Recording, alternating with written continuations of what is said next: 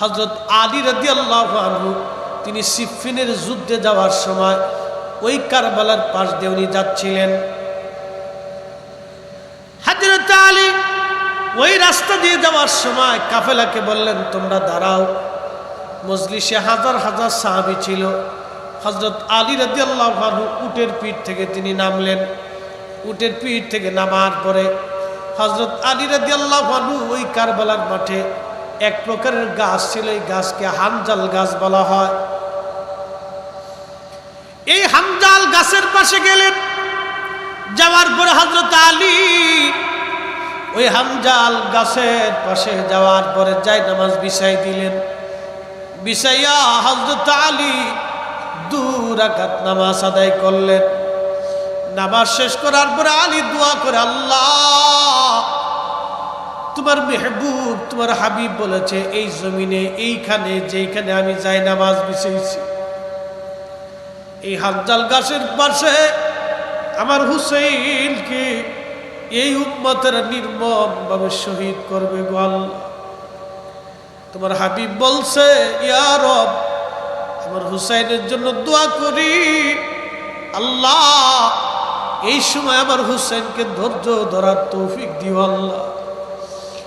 আমার পরিবারের বহু মানুষ এইখানে শহীদ হবে আল্লাহ, তাদেরকে শাহাদাতের সময় ধৈর্য ধারণ করার তৌফিক দিও। এইভাবে দোয়া করলেন আলী। বাবা সন্তানের জন্য দোয়া করলেন। সাহাবীরা ঘিরে ধরলেন, আমিরুল মুমিনিন আপনি কেন গো এই হানজাল গাছের পাশে আপনি নামাজ পড়লেন? ওগো খলিফাতুল মুসলিমিন আবার আপনি এখানে দোয়া করলেন, ইমাম হুসাইন এইখানে শহীদ হবে, বিষয় বুঝলাম না। হযরত আলী ডেকে বলে, সাহাবীরা রে আমি রাসূল কারীমের পবিত্র জবান থেকে শুনছি হুসাইন এই হানজাল গাছের পাশে কারবালার ময়দানে তাকে নির্মমভাবে শহীদ করা হবে। আমি যেইখানে জায়নামাজ বিছাইছি এইখানে আমার হুসাইন শহীদ হয়ে যাবে গো। এইখানে আমার হুসাইনকে নির্মমভাবে হত্যা করা হবে, এইখানে আমার পরিবার পরিজনদেরকে হত্যা করা হবে। আল্লাহ রাসূল বলছে, আল্লাহর নবী আমাকে ঠিকানা দিয়ে রাখছে, সাহাবীরা রে তোমরা শোনো, তোমাদের শাহাদাতের পরে আসমানের নিচে জমিনের উপরে এদের মতো দামি শহীদ আর কোনোদিন হবে না। আমার হুসাইনের ডানে বামে পিছনে থেকে সেই দিন যারা জিহাদ করবে, মিথ্যার বিরুদ্ধে যারা দাঁড়াবে, আসমানের নিচে তারাই হবে সর্বশ্রেষ্ঠ শহীদ। সাহাবীদের শাহাদাতের পরে তারা দামি শহীদ হবে।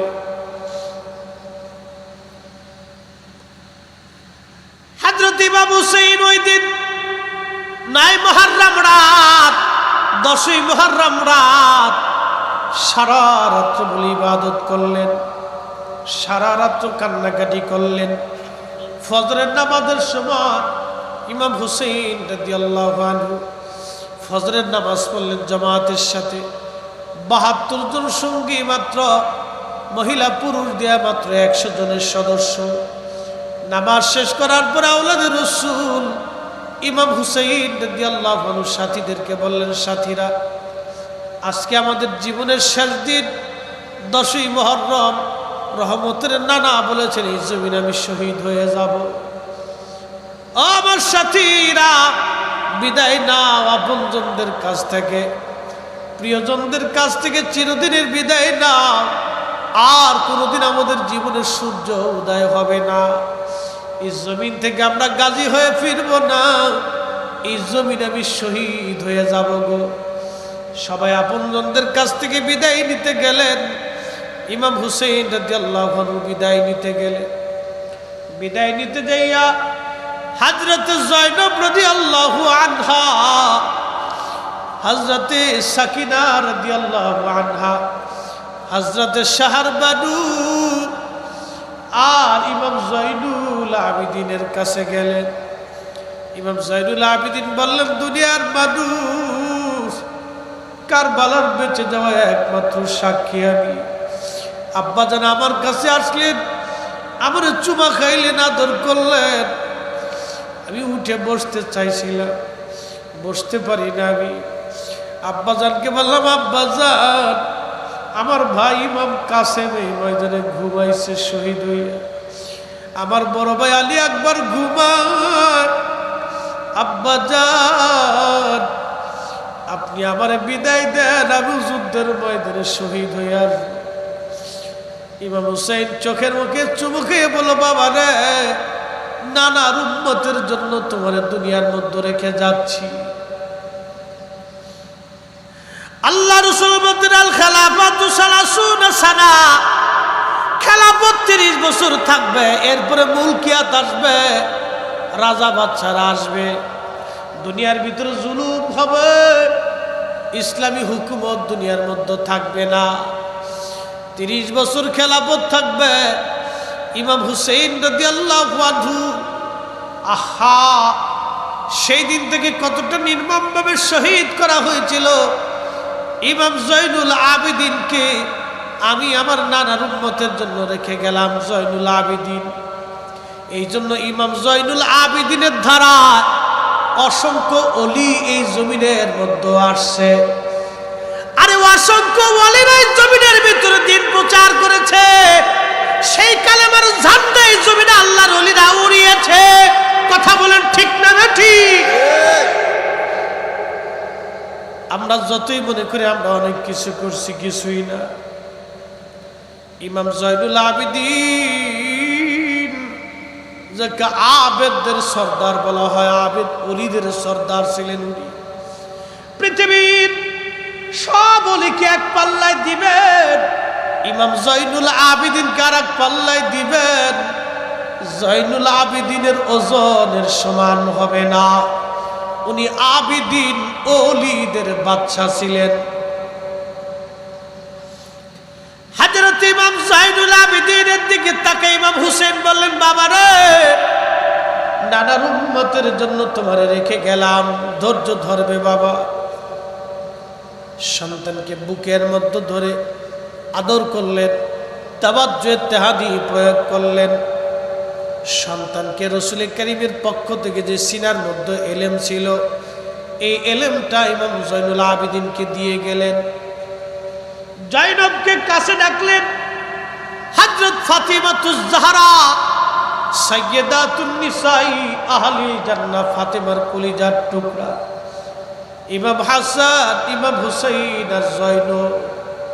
জয়নব ছিল সবার ছোট বোন আদরের। জয়নব রাদিয়াল্লাহু আনহার 5টা সন্তান কারবালার ময়দানে শহীদ হয়েছিল। ওনার স্বামীও শহীদ। ইমাম হুসাইন জয়নবের কাছে যা বলেন, বোন রে, আমার কাছে বিদায় দিয়ে দাও, কোনদিন দুনিয়াতে আর দেখা হবে। কঠিন সময় বোন ভাইয়ের বুকের মধ্যে মাথা ঠেকায়া চোখের পানি ফেলে ফেলে কাঁদতেছিল।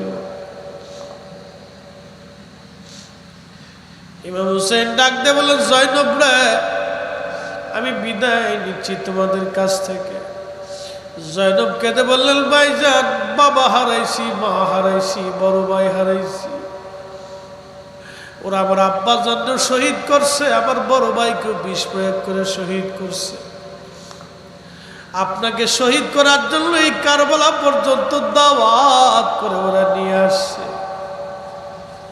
আমার 5টা সন্তান এই ময়দানে শহীদ, আমার স্বামী এই ময়দানের মধ্যে শহীদ হয়ে আছে।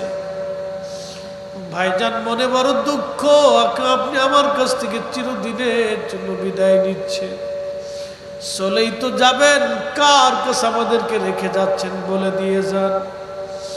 ইমাম হুসাইন ডাক দেয় বলে, জয়নব রে, আল্লাহর আমানতে তোমাদেরকে রেখে যাচ্ছি। হাসবুনাল্লাহু নি'মাল ওয়াকিল, নি'মাল মাওলা ওয়া নি'মান নাসির। আল্লাহ তোমাদের জন্য যথেষ্ট, আল্লাহ তোমাদের জন্য গায়বী মদদ দিয়ে সাহায্য পাঠাবে রে জয়নব। তবে অপেক্ষা করো, আমার শাহাদাতের পরে ওরা আমাকে নির্মমভাবে অত্যাচার করবে, আমার শরীরের উপর দিয়ে ঘোড়া দাবড়াবে। জয়নব রে শুনিয়া রাখ, ও জয়নব, যখন আমার শরীরের উপর দিয়ে ঘোড়া দাবড়াইবে, আমার সখিনা, আমার কন্যা কলিজার টুকরা মেয়েরা বাবারে বেশি ভালোবাসে, জয়নব রে আমার সখিনারে আমার লাশের কাছে যাইতে দিবি না, তোরা মাতম করবি না, তোরা মাতম করবি না, চুল ছিড়বি না, কাপড় ছিড়বি না, বুক চাপড়াবি না, এটা আমার নানা রহমতের নবীর নিষেধ আছে। আমি শহীদ হয়ে যাওয়ার পরে জয়নব আমার জয়নুল আবেদিনকে সন্তানের মতো পালন করবি। জয়নব জীবনের শেষ ওসিয়ত বলেন ভাইজান, কি বলতে চান? জীবনের শেষ ওসিয়ত, যদি কোনোদিন মদিনায় যাওয়ার সুযোগ হয় রে জয়নব, দুনিয়ার কোন রাজা বাচ্চার কাছে আমরা 3 দিন ক্ষুধার্ত, 3 দিন পানি তৃষ্ণায় কলিজা আমাদের শুকায় গেছে রে জয়নব। আমার কোলের মধ্যে আমার শিশু আলী আসগর কোরা নির্মমভাবে শহীদ করছে, আমার আসগরকে আমার কোলের মধ্যে শহীদ করছে, পানি দেয় নাই। দুনিয়ার কোন রাজা বাচ্চার কাছে বিচার নিয়ে যাবি না জয়নব রে, যদি কোনদিন মদিনা যাওয়ার সুযোগ হয় রে জয়নব, পৃথিবীর কারো কাছে বলবি না আমার নানা রহমাতুল্লিল আলামিনের রওজা মুবারকে দাঁড়ায় দাঁড়ায় নালিশ জানাইবি।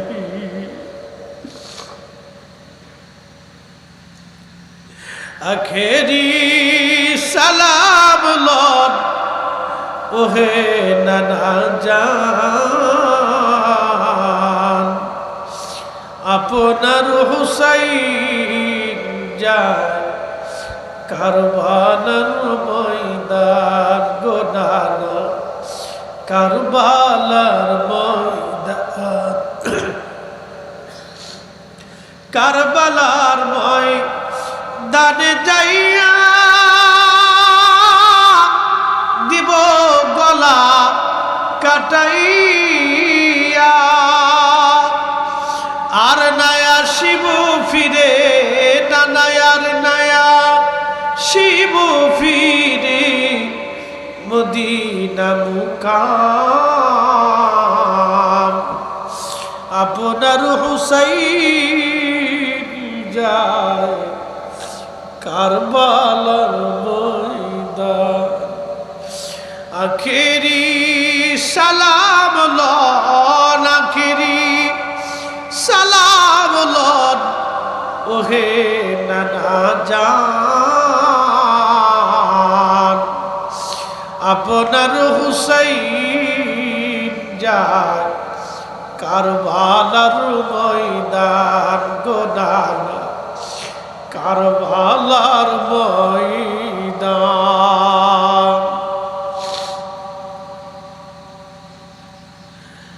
মতলবের মুসলমান, আহা সেই দিনটা কত কঠিন। হযরত জয়নব রাদিয়াল্লাহু আনহু বল, জয়নব রে নানা রওজার পাশে দাঁড়ায় দাঁড়ায় 3 দিনের কষ্টের কথাগুলি বলবি, দুনিয়ার কোন রাজা বাদশার কাছে যাবি না। কিতাবের মধ্যে আসছে হযরত জয়নব যেই দিন মদিনায় গিয়েছিলেন, ইমাম জয়নুল আবেদিন রওজা শরীফের পাশে দাঁড়াইলেন। জয়নব রাদিয়াল্লাহু আনহা একটু দূরে বুরকা আবৃত করে পর্দা করে তিনি বসে আছেন। ইমাম জয়নুল আবেদিন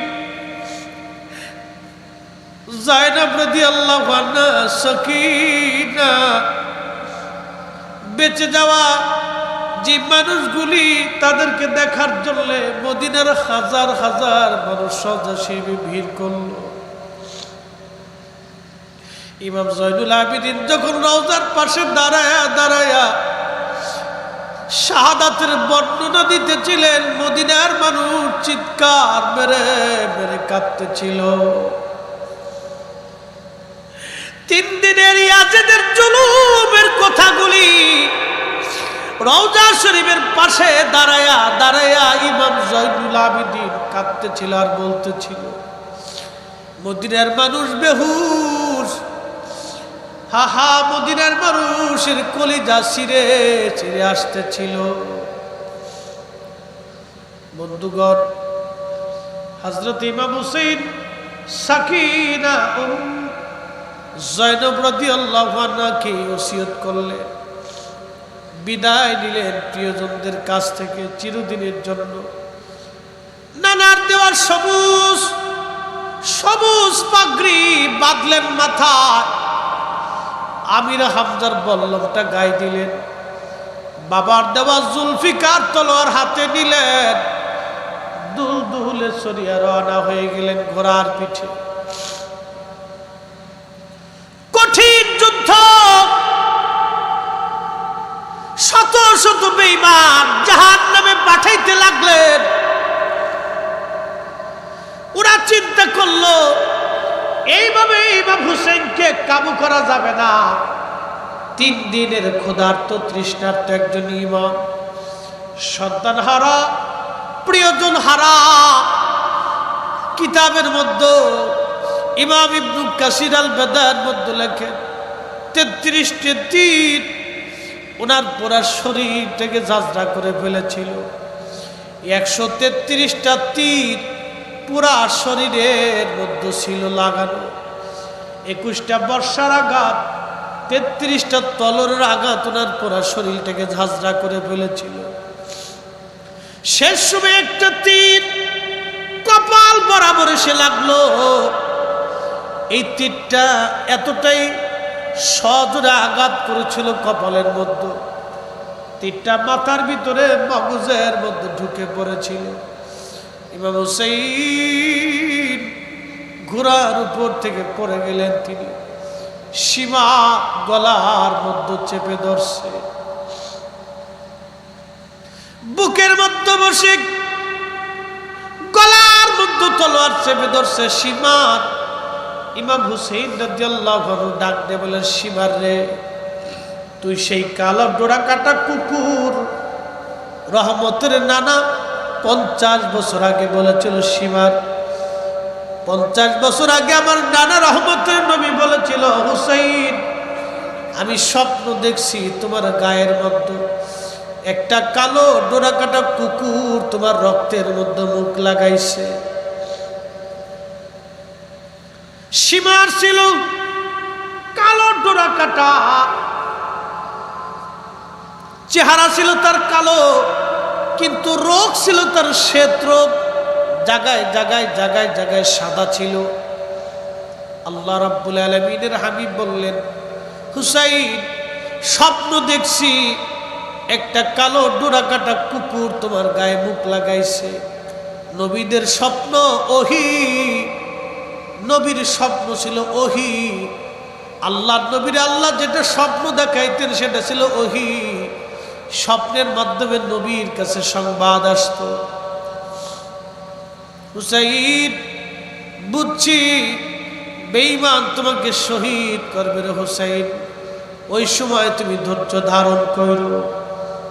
ইমাম হুসাইনের বুকের মধ্যে চড়ে যখন সীমার গলার মধ্যে তলোয়ার ধরছে, জবাই করবে, ইমাম হুসাইন ডাক দেয় বললেন, সীমার রে, বুঝছি তুই সেই কালো ডোরা কাটা কুকুর আমার রক্তে মুখ লাগানোর জন্য আসছিস।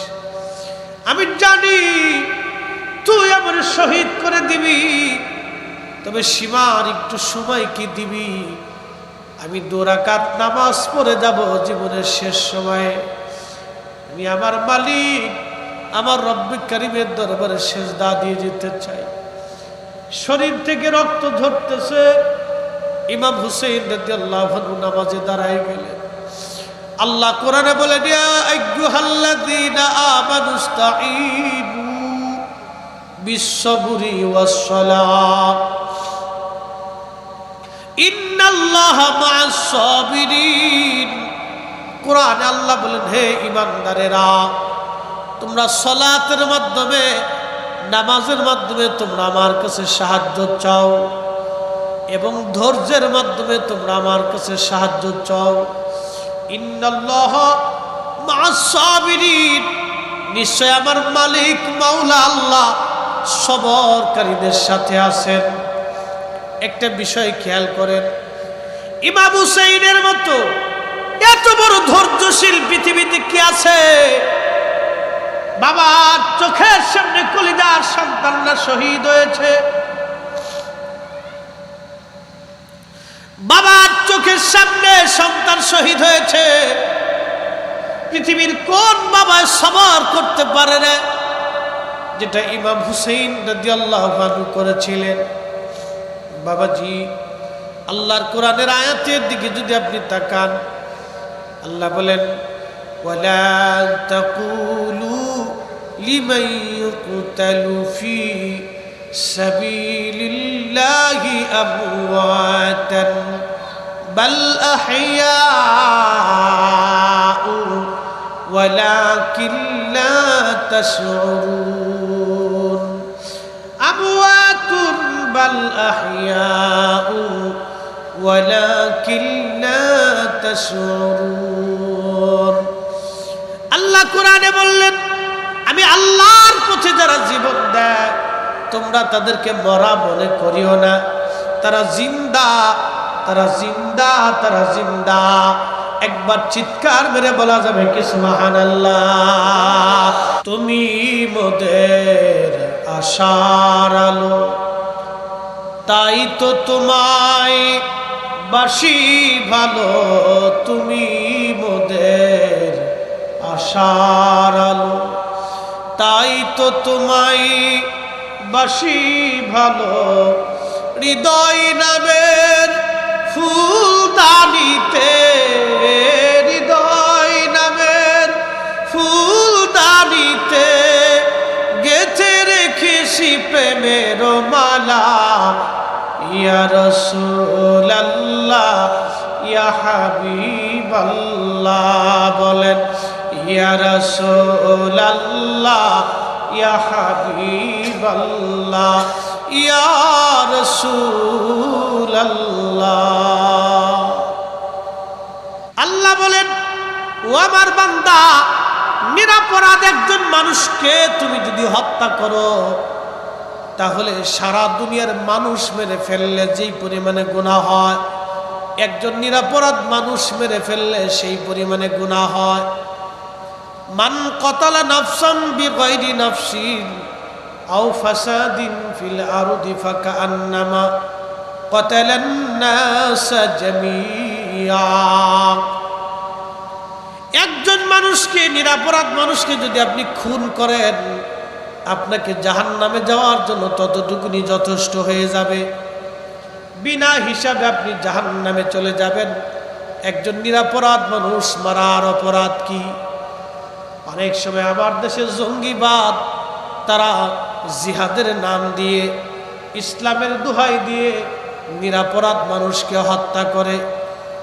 আল্লাহর কোরআন বলতেছে, নিরপরাধ মানুষকে যারা হত্যা করলো, ডাকাতি করতে যে অনেকে নিরপরাধ মানুষ মেরে ফেলে দেয়, মারামারি করতে যে অনেকেই মানুষ মেরে ফেলে দেয়। ও নবীর উম্মত, নিরপরাধ মানুষ যদি এইভাবে মরে, আল্লাহর কোরআন বলতেছে তামাম দুনিয়ার মানুষ মারলে যেই পরিমাণে গুনাহ, একজন নিরপরাধ মানুষ মেরে ফেললে সেই পরিমাণে গুনাহ।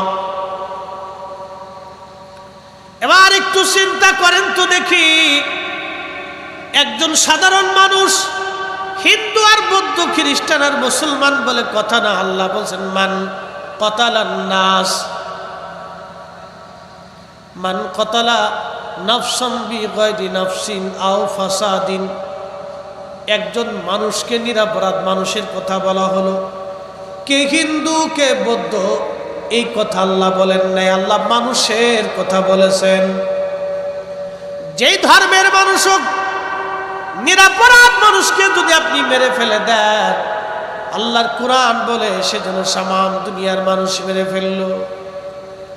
আহা, একজন নিরপরাধ মানুষকে হত্যা করলে যদি এই পরিমাণে গুনাহ হয়, তাহলে দশটা কারবালা ইমাম হুসাইনকে যারা নির্মমভাবে হত্যা করেছিল, আওলাদে রসুলদেরকে যারা নির্মমভাবে হত্যা করেছিল, শিশু আলী আসগরের গলায় যারা তীর ছুঁড়ে মেরে শহীদ করেছিল, তারা কি পরিমাণে অপরাধী ছিল বলেন তো?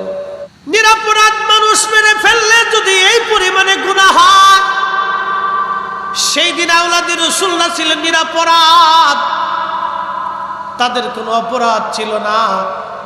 একটাই অপরাধ, তিনাকে দাওয়াত দেওয়া হয়েছিল, তিনি কেন আসলেন?